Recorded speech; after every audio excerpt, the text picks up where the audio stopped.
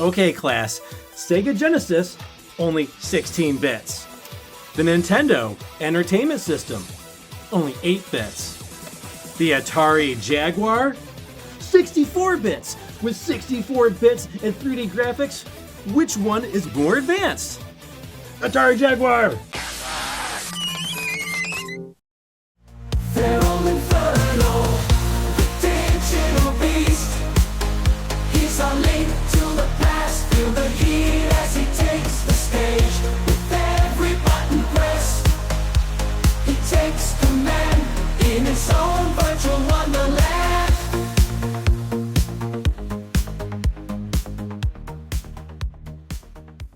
Hey, it's FeralInferno, and we've got a massive amount of pickups. This might be our biggest pickup show, at least with the dollar signs. But we got a lot of dollar signs, a lot of bits to cover here. We're going to start with something a lot of people who know me wouldn't have expected. But the Nintendo guy here, as you see the background here, and you've seen FeralInferno videos, right? Nintendo guy here. The Nintendo guy picked up a Sega Genesis. That's right. We picked up a Sega Genesis, my very first Sega console. I do have a few Sega things, right? I've got my Golden Axe Arcade 1-Up, which is actually right in front of me. And I got a few other little Sega things as well. I actually have a few Sega games, Genesis games, before I even bought the console. I had to have X-Men and Spider-Man. I had to have those two games. They're in the Marvel section of the game room, which you'll see in an upcoming game room tour. But, it was finally time. I got the house paid off. I got the roof paid off from last year. So it was time to splurge a little bit. And, we're going to take a look and see what all these pickups that we got today, where we landed with price charting. Did we do better? Did we do worse? We'll put that all up here on the screen for you so that you can see how FeralInferno did compared to price charting. But very excited to have a Genesis. One of the things was I got this, right? And I was like, all right, I went to Game Players out in Brockport, great guys out there. But they won't let you test the consoles in the store for whatever reason. Hey, we tested it, we know they work. They don't work, bring them back. Okay. Well, with the Genesis, if you take a look at the back here, there's like 9, if you look at where the AV cords go, there are like 9 or 10 like different holes there. So oh, okay, well, that's cool. And I got the cords, right? So we got the cords, just the yellow and the white, no red. But when you take a look at this cord, it's only got 5 prongs on it. I don't know if you can see that there or not, but it's only got 5 prongs in the bottom there. So that's not going to fit in there. And I didn't want to jam it in there. So I called them up and let them hey, that didn't fit. And they said, you can bring that back. But that wasn't the only thing I picked up while I was at Game Players that time. No, we saw something, it's pretty rare. You don't see this too often. You saw it in the intro, but we picked up an Atari Jaguar. That's right, folks. We got an Atari Jaguar. I've never even seen one of these in person before. Look at that logo. It's so cool. Very happy to have a Jaguar. I don't have a game for it yet. And as I don't have a game for it, and they don't test the consoles there was one game I wanted. I wanted Tetris, 2000, 3000 for the Jaguar. They had a copy, but it wasn't the cleanest, and it was a little bit pricey compared to what was on price charting. So I was like, I'll hold off, and maybe I'll find it on eBay or something, find a cleaner copy of it. So I picked up the Jaguar. It was a great deal as well. Fantastic deal on the Jaguar. So I get it home, I test it out, and it doesn't work. I was like, oh man, it's DOA. I'm plugging it in, I'm pressing the power. I don't have a game for it, but right, the power should still turn on, right? But the power doesn't turn on. There's no red light. Nothing's happening on the TV. I tried channel 3, channel 4. I tried the input channels just in case. It's an RF connector, but still, I'll try that. I tried the 2 switches at the back, L and H. I don't know what they stand for. L and H on the back. What does that mean? I don't know. All I know is that this thing doesn't work, and it has spent $200 on a console that doesn't work. So on that same phone call, I let them know, hey, the Jaguar I think is DOA. Can I bring that back or test it out or get a discount or something? They said, yeah, bring it in. We'll take a look at it. So I go in maybe a week later, bring in the Genesis. The guy let me know, hey, those prongs, it's fine. It still goes to this Genesis. I know it looks weird, but they go in and he showed me. I'm like, oh, okay, cool. I didn't just want to try jamming it in there if it didn't, supposed to go in there and I break everything. I didn't want that to happen either. But I remembered a story from way back in the 90s. I had a friend, my friend Kelly, who I've mentioned on the channel before. He had the Genesis and I had the Super. And it was great. So we could play both games, right? Big game systems, the 16-bit systems, because the libraries were so different. We could play the RPGs and the Zeldas and the Marios and the Super Nintendo, and then we could play the Golden Axe, Altered Beast, and Sonic games on the Sega Genesis. Fantastic. And I remember hooking up his console. We would go from the living room to the bedroom, depending on what his parents were doing, right? So one time his mom needed to watch the TV or whatever, so we'll go play the Sega in his bedroom, hook up that TV. So I was like, I'll hook it up for you. I'm like, oh man, this doesn't fit in there. I had totally forgotten about that up until this moment. So luckily I have all the right cords for the Genesis, and they supply you with all the controllers and the cords and everything for your system. So you don't have to buy all that stuff separate, which is great. I bring the Jaguar in though, too, and we test the Jaguar out. And so he puts it in on the TV, nothing. We get nothing. No power light, so he's like, oh man, I was like, maybe it's a power adapter. They don't have an extra one to, try out. He's like, let's try it with a game, because he said some consoles actually will not work and will not even have a power light on it if there's no game in it. And I'm not used to that, because every console I've had before is like, if you press the power button, the light at least comes on and you get like maybe a black screen or like maybe colors flashing or maybe even a menu like the GameCube. But in this case, he said, let's try a Jaguar game. So he pulls out, I think it was the Alien game that was, I can't remember the name of it. It was the Alien game that was on Jaguar. It was supposed to be one of the better games, right, for Jaguar. And he pulls it out, and it's a little bit fuzzy, but it works. It still works, and all right, cool. It works. Not the power supply. It's not the RF or anything like that, so that's cool. But when he pulled it out, he goes to pull out the power cord. The power cord, sticks into the Jaguar, and the power cord is now busted. I was like, are you kidding me? But probably a good thing, because if it would have happened to me, then I would have been, SOL with a DOA Jaguar. So he was really cool, looked it up on eBay and said, hey, they go for about $30, so we'll slash $30 off the console. So instead of $200, got it for $170, which is a great deal. I just have to go pick up a power brick now, so only costs about $30. I'll have to pick one of those up eventually, and we'll get maybe a Jaguar game as well when we do that, so we can play a little bit of Jaguar. So very happy to finally have an Atari Jaguar and a Sega Genesis. But we always say the word "but" here, don't we? We picked up another console while we were there. We couldn't just take a $30 credit and not spend it, right? We got another console, and Nintendo guy is going more Sega, and we went with the Sega Dreamcast. And this is a little guy, but I am very shocked how heavy. This is a heavy console. It's got some weight to it. This is smaller than both of these consoles, but the Jaguar and the Genesis, but it's like twice as heavy. So here and get some reps in. But great, really clean Dreamcast here. Again, came with a controller, even the VMU that goes into the controller. They supplied all that stuff with it. So fantastic deal on this as well. Happy to finally have a Dreamcast, and our console collection is really starting to grow now. Hold on to your seats and hold on to your wallets, because we're not done with the wallet busters just yet. Not in the FeralInferno channel. Now, these next three set of pickups are CIB, complete in-box games, retro games that I've wanted for a very, very long time. And two of these I never really thought I was going to find in good condition. I was at Retro Game Con back in the fall, back in October, and I saw one of these copies, and they wanted a decent amount of money for it, but it was in rough shape. It was really rough shape. Now that I am a little bit in the clear with taxes and everything else, all my financial responsibilities, I said, let's go on eBay and take a look for these games. And one of them is, very careful here, be careful, Feral, very expensive. We picked up, as you saw in the intro, The Legend of Zelda, complete in-box. And no, I'm not opening it. I saw it on eBay, I saw it's all in there, but it is a beautiful, absolutely beautiful box.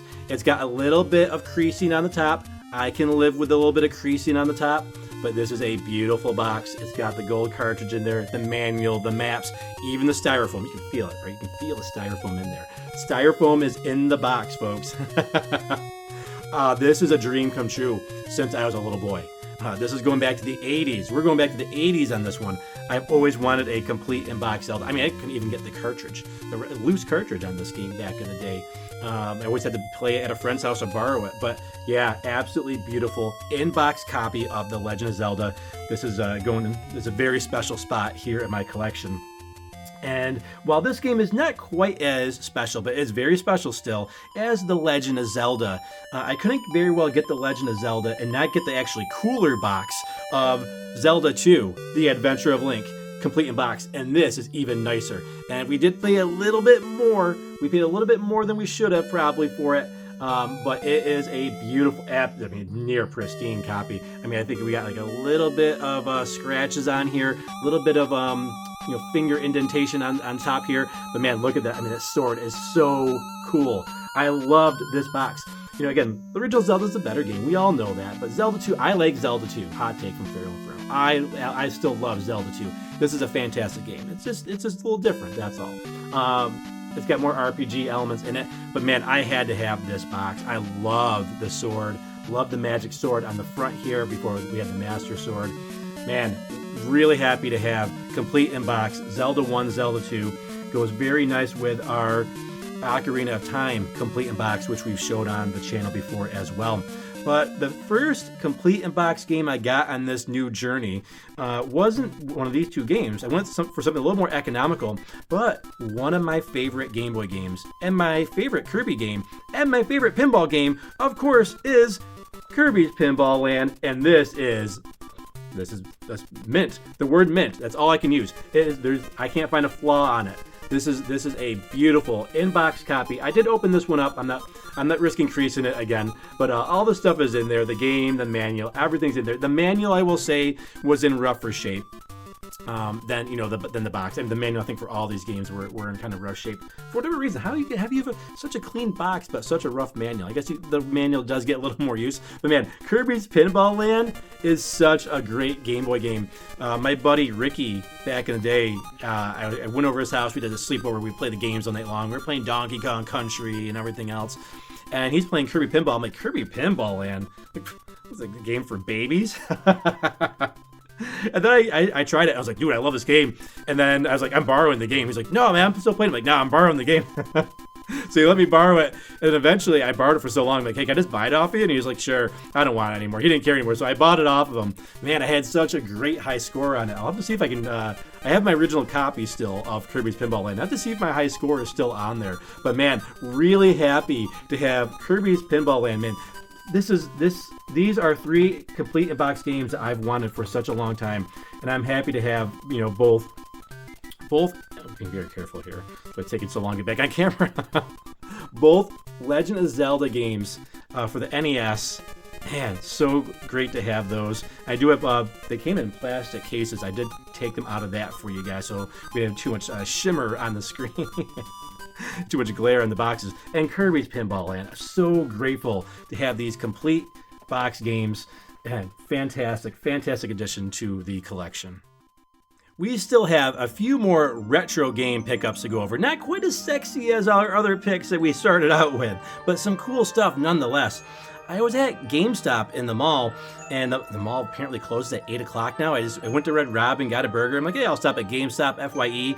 I'm in GameStop. I'm like, the mall's closing. I'm like, whoa, what? The mall's closing at 8 o'clock. Like, what is this? Everything closes so early these days. But I found a complete in-box game again, and I paid a little bit extra, being GameStop, right? They're going to charge you extra. But it was so clean, I was okay paying a little extra, and I picked up a game I skipped out on, and I shouldn't have. But I've got it now, and technically a little cheaper than what it was back in the day. But stops delaying here. We got Final Fantasy III for the DS. Now Final Fantasy III and Final Fantasy V are not my favorite style of Final Fantasy games. They're more of the job class-based games. They don't focus on the character development and the story as much as like 2, 4, and 6 did, right? It was kind of like back in the old days. you would have the even numbered Final Fantasies would be very story based, and the odd numbered would be more kind of like gameplay and battle system class oriented games. So 1, 3, and 5 were all about what classes you could do, and then 2, 4, and 6 were this grand adventure and emotional storytelling. And I preferred the storytelling, but I've always wanted to play through Final Fantasy 3. I've had an opportunity to play a translated Famicom version, and I didn't get too far. I wasn't really feeling it, so I stopped very early on. But I'm looking forward to getting back into Final Fantasy 3 and finishing this. Let me know in the comments if you've played Final Fantasy 3. One of the rarer games. It's only had, I believe, 2 releases here in the US. This was the very first one on the DS. It was a 3D remake. It's got the 3D graphics on it, just like Final Fantasy 4 on the DS. And then recently with the Pixel Remaster, which is more alike to the NES, or should I say Famicom version. And we gotta get more Final Fantasy. Now, this is a game I already have. Now, Feral, why are you picking up a game you already have? Well, I've picked up an extra copy of Final Fantasy II, and and would you say, hey, maybe it's in better shape than the one I have? Nope, it's not. It's not in better shape. It's got like a little ding here on the top. Other than that, it's pretty clean though. It's just a little ding on the top. That's it. Nice copy. Paid a little money for it. But why would I pick up another copy of Final Fantasy II? Because what this came with. I have been looking for this item for a long time. And even this item is not in the greatest shape. It's the best shape that I've seen on eBay so far in a game store. And that is the Final Fantasy II manual, right? We talked about this when we got the Final Fantasy III manual a few months back. And we found that great $2 deal for it at Game Players. But I found this on eBay. I paid a good amount of money, but I wanted to have a clean manual from Final Fantasy II. I have such fond memories of looking through this manual growing up, whether I rented the game or when I owned the game. There's not like a lot of great artwork or anything in here. It's all pretty much screenshots in here. But I want to really look through this again. We'll probably do an art book viewing someday of our game manuals, especially our Final Fantasy ones and our Chrono Trigger one. We want to really take a look at those, right? This is history here.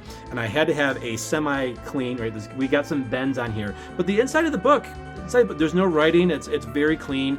Very, the pages are no rips, no tears, nothing. So no stains. Just the cover. The front cover is, got a few bends on the corners here. And then, the back's got like kind of like that rough, black look on the back here. Not sure if you see it on the camera or not, but the covers are there's a little bit rough, but the rest of it is in fantastic shape, and I was willing to splurge a little bit to have this. So now that we have an extra copy of Final Fantasy II, I do plan on doing possibly some more giveaways on the channel, so stay tuned for some more giveaways in the future. I don't know when that's going to happen, but I have some ideas coming up for some giveaways, so I think we'll give away this copy of Final Fantasy II. And we are sticking with the JRPGs, and this time we are going to the land of Japan. And I don't really have room for this down here, but I love the cover on it. But I've got Dragon Quest IV for the Famicom. Really beautiful artwork on the cover here. Even the back is not bad. Very clean copy of Dragon Quest IV.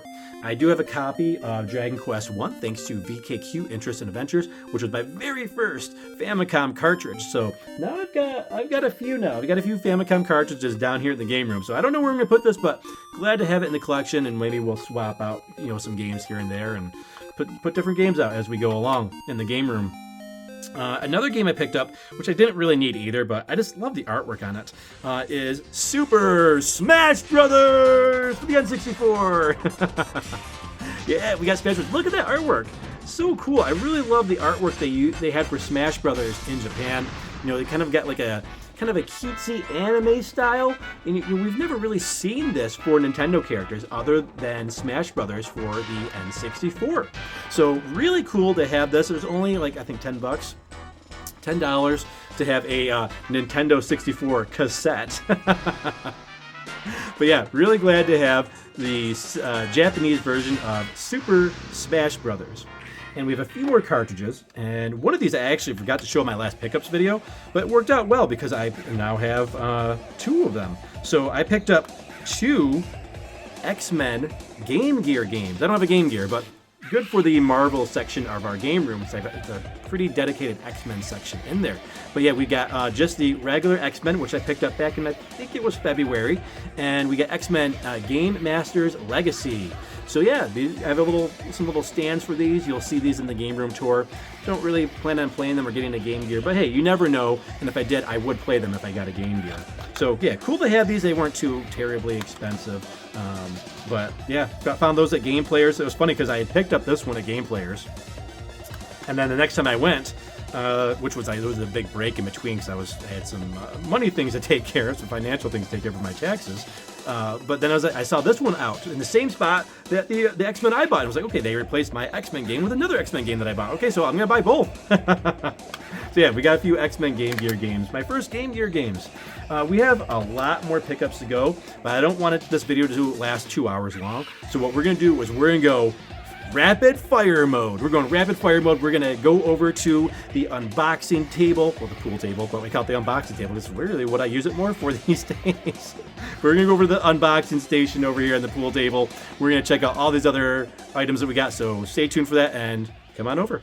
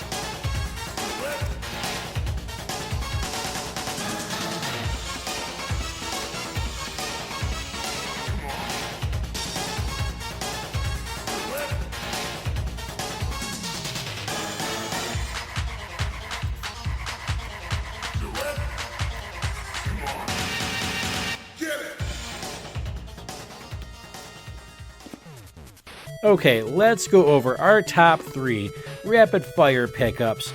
First up, we gotta go with Shantae and the Pirate's Curse, and Paper Mario, the Thousand Year Door, and Bleach, the Thousand Year Blood War. As for our top 3 collectible pickups, we gotta go with our complete in-box collection here. There is no question about it. Thank you so much for joining us on this pickups video, and we'll see you on the next one.